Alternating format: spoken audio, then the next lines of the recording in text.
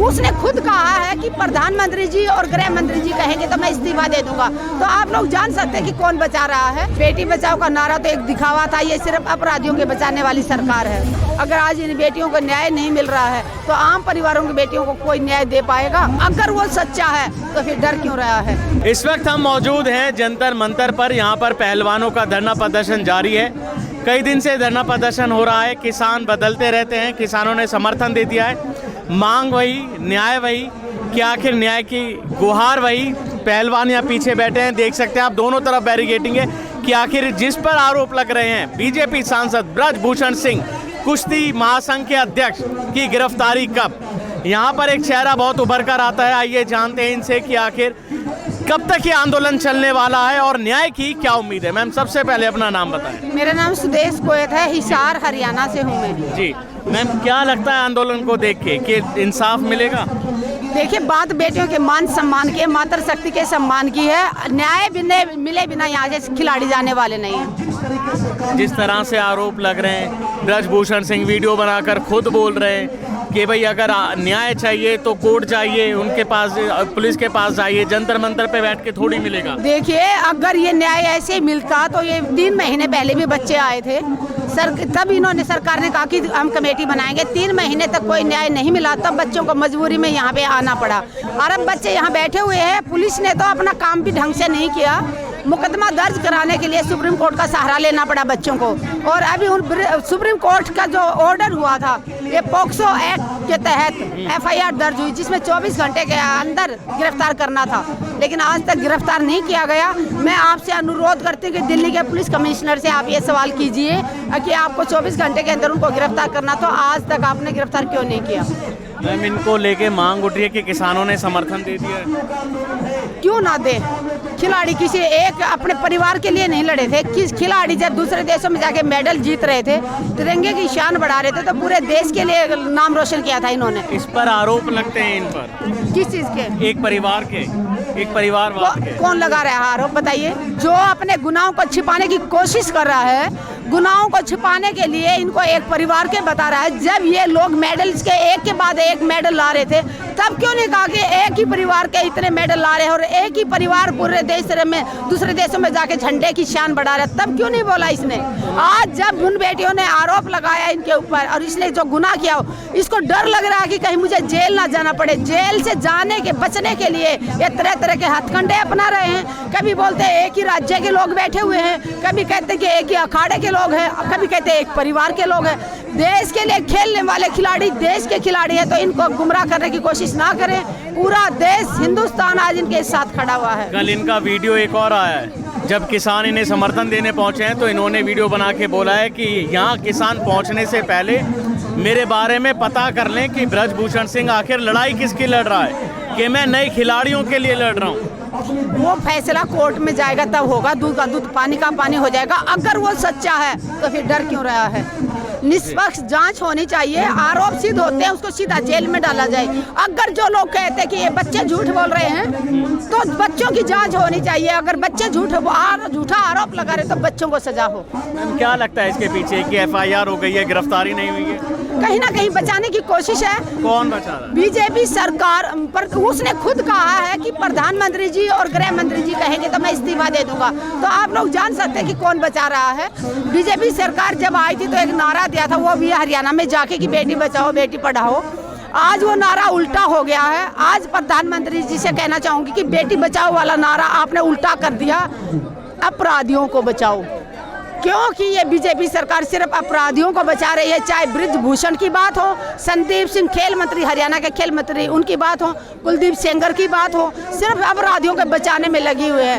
वो जो हमारी बल्किस बानो के अपराधी थे, बलात्कारी थे, उनको जेल से छुड़ाया गया, उनको मालाएं पहना रहे। जो सरकार अपराधियों को, बलात्कारियों को जेल से छुड़ा रही है, उनको मालाएं पहना रही है, तो देशवासियों को देखना होगा कि हालात कितने नाजुक हो चुके हैं देश के। सरकार तो काम कर रही है ना, देखो पीएम मोदी बिजी कर्नाटक चुनाव में बजरंग बली के नाम। क्या हमने क्या प्रधानमंत्री जी को इसीलिए मुखिया बनाया था देश का कि सिर्फ अपनी पार्टी के लिए वोट मांगने के लिए? प्रधानमंत्री जी को शर्म आनी चाहिए। ये बेटियां जब मेडल लाई थी, प्रधानमंत्री जी ने अपने घर पे बुलाया था और कहा था कि ये मेरे परिवार का हिस्सा है। प्रधानमंत्री जी ने खुद कहा था कि ये बेटियां भारत का गौरव है। तो आज ये बेटियों के साथ जब शोषण हुआ है, बेटियां न्याय की गुहार लगा रही हैं, तब इन बेटियों को एक परिवार की कह के कैसे छोड़ सकते हैं आप इसमें बीच में रास्ते में? वो कहते हैं कि हमने जो किया जो वादे किए वो सारे पूरे करें। 370 का वादा, मंदिर का वादा, माहौल आजकल आपको पता है इसी पे वादा तो उन्होंने किसानों से किया था कि मैं आमदनी दुगनी करूंगा। आमदनी दुगनी ना करके उन्होंने किसानों की तो लागत दुगनी कर दी। उन्होंने वादा किया था 2 करोड़ रोजगार देंगे, उन्होंने उल्टा लोगों को बेरोजगार कर दिया। यहाँ तक कि हमारी जो रेगुलर आर्मी की भर्ती थी उसको बंद करके अग्निपथ योजना लागू कर दी, जिसे धीरे धीरे आने वाले नौजवान खुश तो हैं, वो कह रहे मिल रहा है। देखिए, खुश तब होते लोग जब रेगुलर भर्ती थी हमारी सेनाओं की वो जारी रहती। उसके बाद जो लोग कुछ साल जाना चाहते थे आर्मी में, जिसकी जो इच्छा हो, अब तो कंपलसरी कर दिया कि आपको सिर्फ 4 साल ही रखा जाएगा आर्मी में। ये कौन सा फायदा होना इससे देश से? अगर रेगुलर भर्ती जारी रहती और जिन लोगों को क्या भाई देश में जो ये रोजगार के पाने के लिए पहले 4 साल आर्मी की नौकरी करो ताकि तुम डिसिप्लिन सीख पाओ और बाद में यहाँ नौकरी। आपने बोला कि अपराधियों को बचा रही है योगी सरकार, तो अपराधियों पे मैम देखो कैसे मिट्टी में मिला रही है। मैं बिल्कुल सही कह रही हूँ। जहाँ जहाँ बेटियों का आप देखिए कितने सारे केस सामने आए हैं, वहाँ अपराधियों को सरकार बचा रही है। तो हम यही कहेंगे, बेटी बचाओ का नारा तो एक दिखावा था, ये सिर्फ अपराधियों के बचाने वाली सरकार है। पीएम मोदी से क्या कहना चाहते हैं? एक अपील करूंगी प्रधानमंत्री जी से कि आपने जिन बेटियों को भारत का गौरव बताया वो बेटियां 16 दिन से जंतर मंतर में बैठी हुई हैं। प्रधानमंत्री जी, आप कुंभकर्ण की नींद क्यों सो रहे हैं? ये तो बिल्कुल वो केस हो रहा। महाभारत में जब द्रौपदी की इज्जत लूटी जा रही थी, उसके वस्त्र खींचे जा रहे थे और धृतराष्ट्र मूक बन के बैठे हुए थे। तो प्रधानमंत्री जी, धृतराष्ट्र को तो आंखें नहीं थी, आपके तो भगवान ने 2 आंखें भी दी हैं। कम से कम जागिए, देखिए इन बेटियों को और इन बेटियों को न्याय दिलाइए। मीडिया का देखा होगा मैम आपने, कुछ मीडिया इन्हीं आरोपों में घेर रहे हैं। कितना देश का धिक्कार है। मतलब जो बेटियों ने देश का मान सम्मान बढ़ाया, उन बेटियों का शोषण हुआ। न्याय दिलाने की जगह मीडिया इन्हीं बेटियों पे सवाल उठाई रही है। कितना बेटियों को मतलब इन्हीं बेटियों के ऊपर तरह तरह के घिनौने आरोप लगाए जा रहे हैं। देश का दुर्भाग्य कहूँगी मैं। अगर आज इन बेटियों को न्याय नहीं मिल रहा है तो आम परिवारों की बेटियों को कोई न्याय दे पाएगा?